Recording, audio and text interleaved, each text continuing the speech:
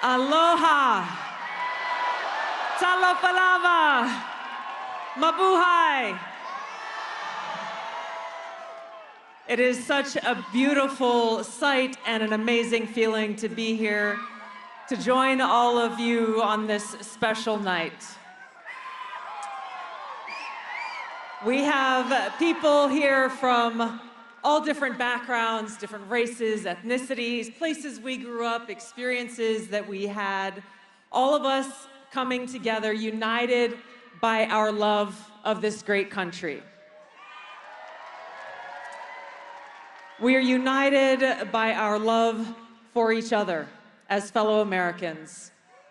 We see each other as children of God and recognize that as we come together, we may disagree on some things, but we appreciate our fundamental God-given rights and freedoms that are enshrined in our Constitution and Bill of Rights.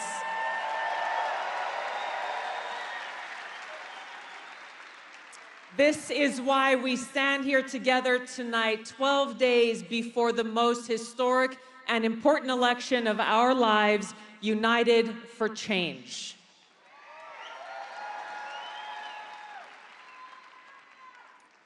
There is a very clear choice in this election. I am doing all that I can to help elect President Trump because there is nothing short of our freedom and our future on the line.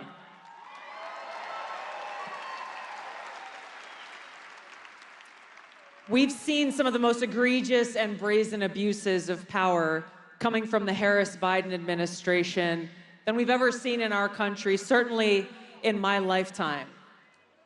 To see a person in Kamala Harris who is telling the American people that she believes in free speech, that her campaign is about freedom, and yet fundamentally she does not believe in our right to free speech. She doesn't believe in our right to gather in places like this and express ourselves. She doesn't believe in our right that is fundamental to the First Amendment to criticize our own government. We saw just recently in the aftermath of Hurricane Helene's disaster wreaked on the people of Western North Carolina and 5 other states. Those of us had some things to say on behalf of our fellow Americans about how they have been failed by our government during their most dire time of need. And if you listen to the White House, if you listen to Joe Biden and you listen to Kamala Harris, they criticized us and called us dangerous for spreading misinformation. That is what is at the core of what I view as the dangerous threat to our freedom and our democracy, because it's in dictatorships and authoritarian governments where those in power view those who criticize them as dangerous. There is no one they have targeted more than President Donald J. Trump. And there's a reason for that. Because they recognize that he doesn't bend the knee or kiss the ring in the establishment of Washington, D.C.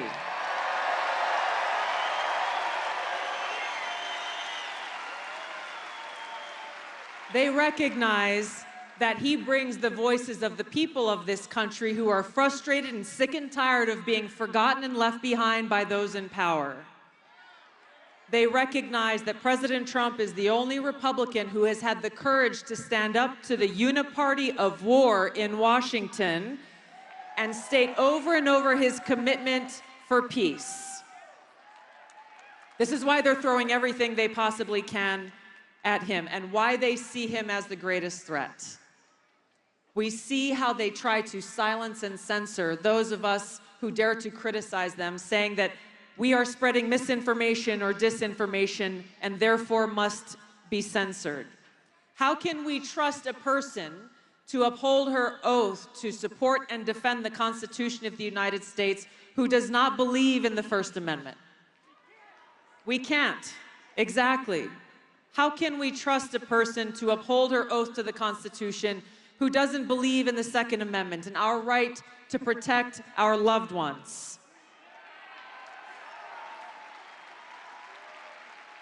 How do we trust someone in the presidency to uphold the rule of law when over the last 4 years, Kamala Harris has allowed open borders and 20 million plus people in who their very first act was to break our laws.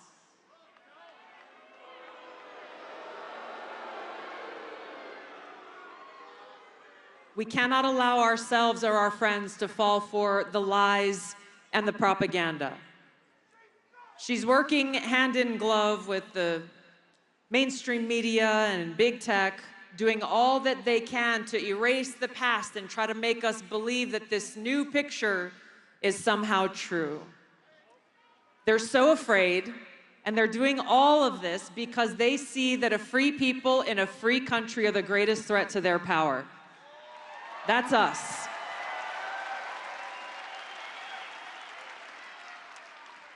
We must be vigilant. We the people is a call to action.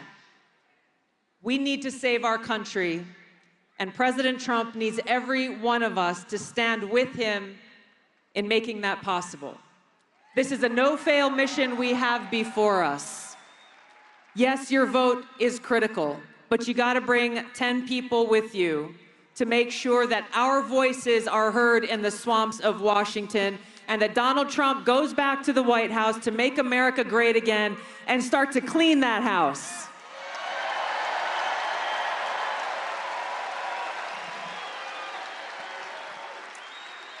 Now, President Trump said something last night when we were in Georgia that really struck a chord with me. He told the people there in Georgia that what he has built and what he is leading is a movement of love. Love for our country, love for our freedom, love for the American people, and the promise of getting us back towards a path of peace, freedom, and prosperity. This is why I'm supporting President Trump, and this is why we need to send him back to the White House.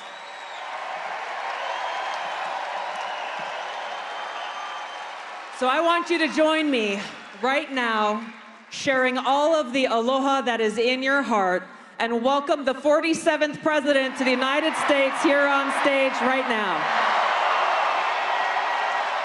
So I'd like to begin by asking a very simple question.